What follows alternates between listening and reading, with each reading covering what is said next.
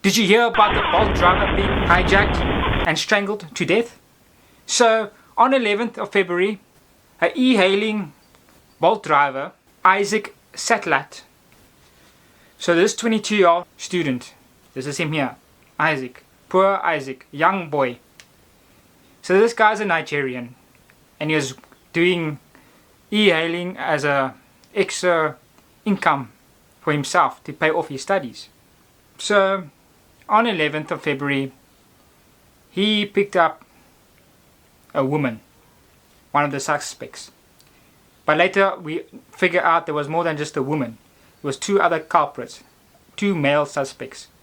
So it was a 25-year-old woman, a 30 and a 26-year-old males. So these three suspects were in the car, and obviously the two men probably strangled him to death and hijacked his car and mugged him of his belongings, his cell phone and money and whatever he had on him. Sadly, this 22-year-old had to go through this terror. Isaac was a peaceful person, very respectful. He's honest person. He's so... The car and his body was found later at Ridgeville. I don't know if I'm saying that correctly. These are the suspects you see, the woman and the two male suspects up top there. Shame them. Hopefully they get punished for their crimes, for murder of a young student.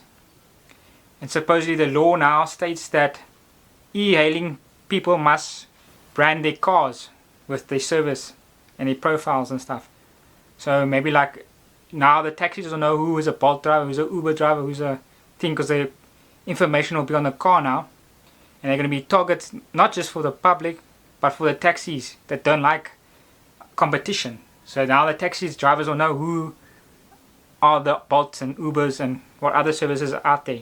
And if they don't comply to the law, these e-hailing service providers and the drivers will be charged with 100,000 rand fine or a 2-year imprisonment, which is ridiculous.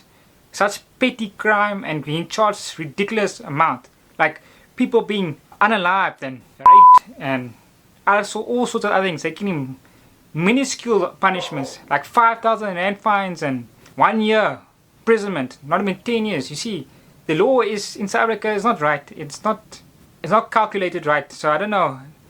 It's like the people who do more harm and damage, they get less sentence, and people that do a smaller crime get a large sentence. So it's in reverse. So it doesn't make sense. Leave your thoughts and comments below. What you think about this corrupt country we live in. You're watching News BROO.